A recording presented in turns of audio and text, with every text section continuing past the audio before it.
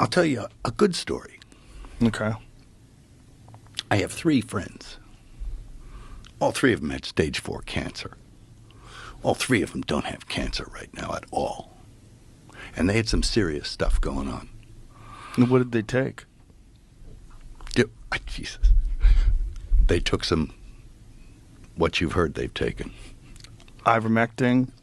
Fenbendazole. Fenbendazole. Yeah. That stuff. Yeah, I'm hearing that a lot. They drank hydrochloride something or other. There's studies on that now where people have proven that people are drinking methylene blue and stuff like that. Yeah, methylene blue, which was a fabric dye. Yeah. Yeah, it was a textile dye. And now they find out it has profound effects on your mitochondria. Yep. Yeah. This stuff works, man.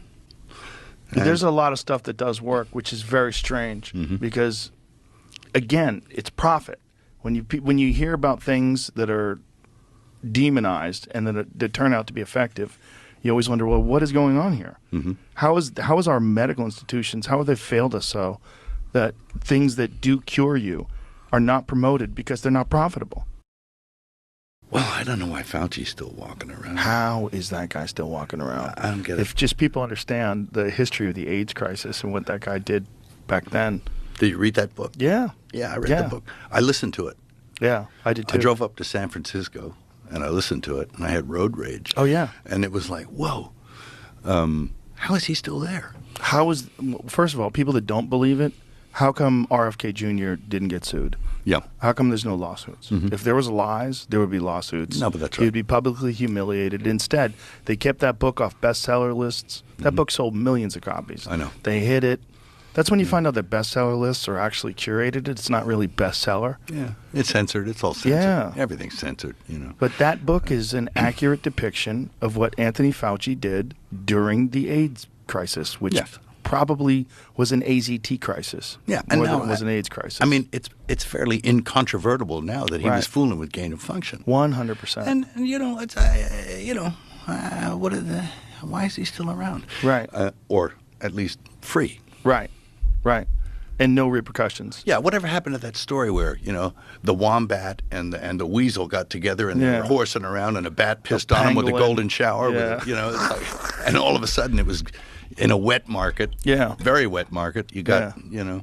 Complete total horseshit. And totally. I got COVID from my gardener.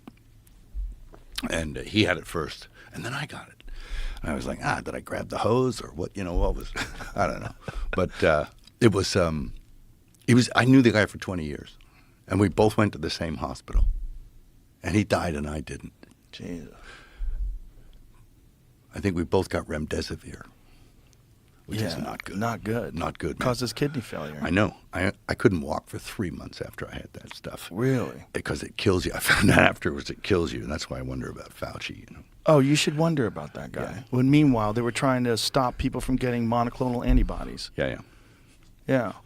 Well, they've restricted monoclonal antibodies, which is fucking insane because they wanted to promote that vaccine because they wanted to profit off of it, which brings us back again to evil. Evil's real. It's real. Putting money over human lives is evil. I agree. It's a real thing, and there's a temptation to do it too, which is even more crazy. Yeah. And Mel joins me by phone right now. Mel, I am so sorry to be talking to you under these circumstances. I'm looking at video of the ruins of what was once your home. I got to ask you how you're doing. I'm doing good. You know, it's just a thing. But, you know, it is obviously, it's kind of devastating. It's emotional. You know, you lived there for a long time and you had all your stuff. You remember George Carlin talking about your stuff? Yeah. I had my stuff there, and it's all like, I've been relieved from the burden of my stuff because it's all in cinders. Yeah. Where were you, Mel, when the fire broke out? Gosh, I was in Austin. I was doing the Rogan podcast, you know, and I was kind of ill at ease while we were talking because I knew my neighborhood was on fire. So I thought, I wonder if my place is still there. But when I got home, sure enough, it wasn't there. I went home and I said to myself, well, at least I haven't got any of those pesky plumbing problems anymore. When did you drive up? Did you take this video that we're looking at? Yeah, I was taking some of it. Rose took some, and the chickens survived. It was amazing. That is. poop and they were fine. So he gave them some grain and some water, and they're happy and laying eggs and stuff. So there you go. They weren't roast chickens. And where was Rose during all of this? Was she with you in Austin, or? No, we evacuated. See, I left on a plane and the winds were picking up, and I went to Austin. And of course, while I was gone, whenever I leave town, a fire breaks out. It was the same last month. I mean, it was the same thing. The flames were like 200 yards away from my house. But this time they came from the other direction and really nailed me. And I have never seen a place so perfectly burnt. It is like, it's kind of, you could put it in an urn, you know? Yeah, there is nothing there. What about the rest of the neighborhood, Mel? Your neighbors, the people you've lived next to for quite some time, how did they fare? Yeah, some of the neighbors really got it hard. I know, Ed Harris, the actor who lives down the street, I think his place is gone, and many of my friends up and down the street. And it was kind of random. It wasn't every place, but it was quite a few places. There was a dozen places or so that were just non-existent. I mean, nothing but a chimney and a few roof tiles, and you dare not walk around for the nails and the whole deal. The vehicles were gone, everything. It was completely toasted. I've never seen such a complete burn. It's like someone did it on purpose to really destroy every aspect of it. And when you hear that this fire is 0% contained, they have still not contained this. They're calling it the worst fire in LA history. Well, those winds were something else. I mean, when have we had winds like that? I mean, that's crazy. And, I guess the water wasn't doing what it should, and, the forests weren't cleared like they should have been. So, I don't know. It's the perfect confluence, the perfect storm of the perfect firestorm. I mean, my place looked like Dresden. Yeah, it does look like Dresden. What are you going to do now? Are you going to try and rebuild there?